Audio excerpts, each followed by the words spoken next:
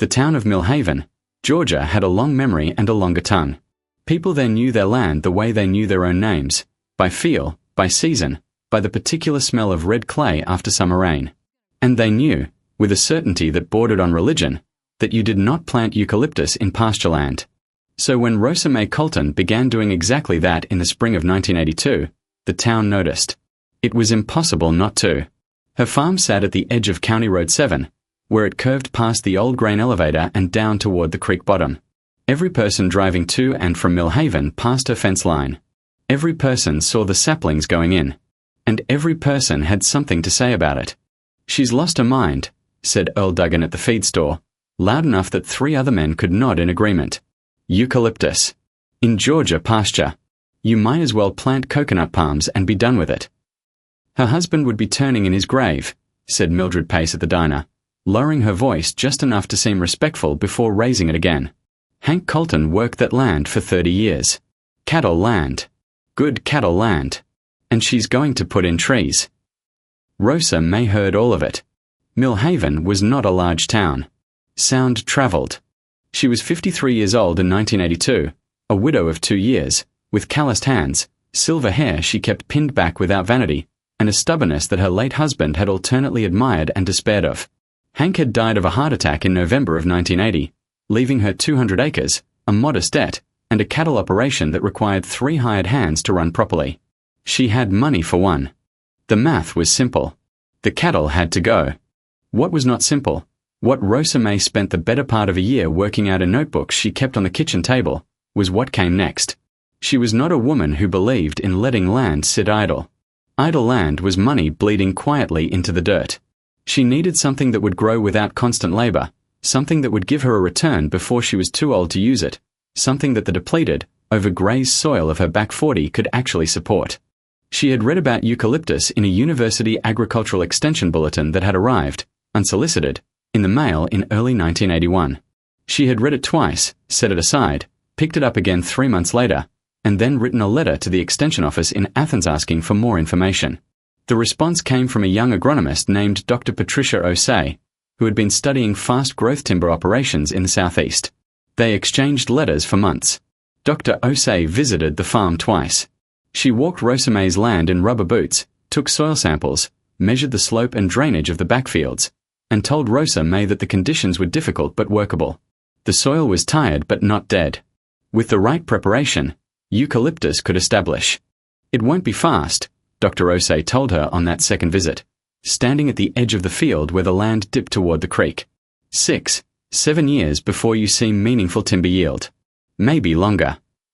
"I'm not in a hurry," Rosa Mae said, which was not entirely true, but she understood the nature of the investment.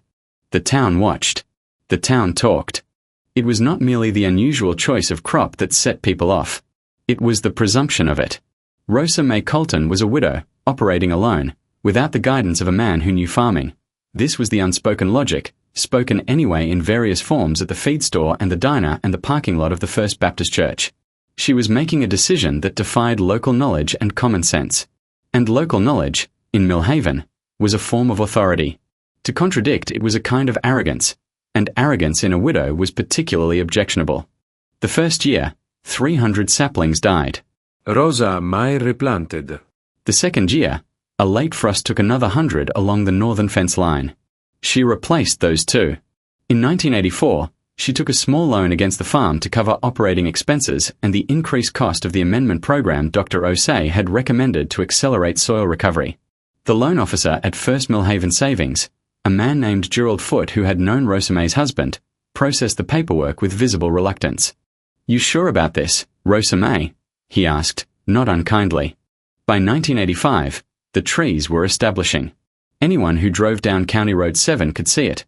The rows had filled in, the growth was visible year over year, the back 40 had transformed from overgrazed ochre to a dense, silver-green stand that moved in the wind in a way that pasture grass never had.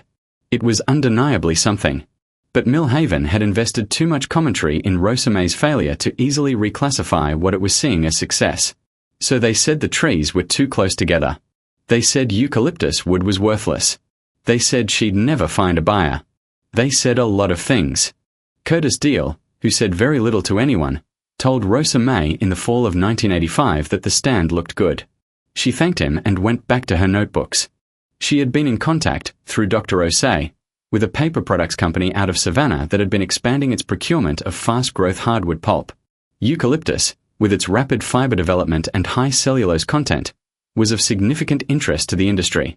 Rosa Mae had spoken by phone with a procurement manager named James Whitfield 3 times over 1985 and 1986. He had visited the farm once, in October of 1986, walking the rows with a clipboard and a measuring tape, taking core samples from selected trees. "You've got something here," he said when they were back at the farmhouse, drinking coffee at her kitchen table among the notebooks. "We are not ready to move on it yet. Probably 1988. But you've got something." Rosa Mae wrote the date in her notebook. 1988.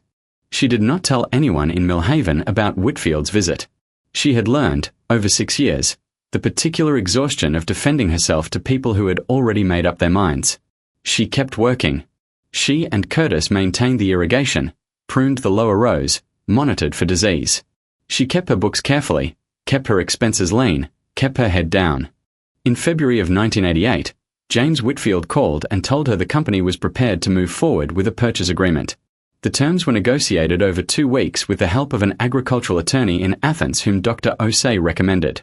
The agreement was signed on a Tuesday in March, and the first check, for the initial harvest of timber from the back 40, cleared Rosa Mae's account on a Friday morning in April. It was, by Millhaven standards, a very large check. Curtis Deal was the first person she told, because he had been there from the beginning and because she felt he was owed that.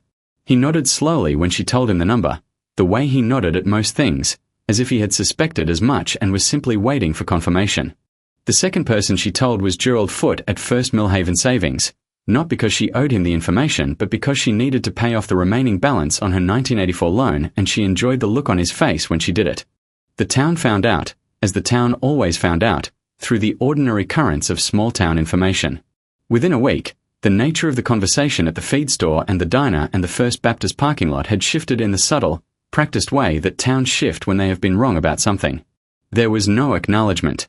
There was simply a new consensus, assembled quietly from the wreckage of the old one, that Rosa Mae Colton had shown real foresight. That it took guts to try something new.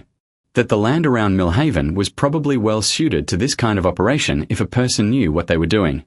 Earl Duggan told someone that he had always thought the idea had merit. She was 59 years old. The notebooks on her kitchen table were already open to the next set of calculations. The 1988 agreement covered the back 40. She had another 60 acres along the southern boundary sitting fallow since Hank had stopped running cattle on it in the late 1970s. Dr. Osei had said the soil there was actually better drainage, less compaction, southern exposure that would support faster establishment. Rosa Mae had been working the numbers since January. Cost of preparation, saplings, timeline to first harvest. She knew what Whitfield paid per cord and what she needed back. She had the land. She had the time. And she had learned, not from the town, but from 6 years of working against its certainty, that the most important thing a person could know was the difference between what people said was impossible and what was merely unfamiliar. Those were not the same thing. They had never, in her 59 years, been the same thing. She planted once more that spring.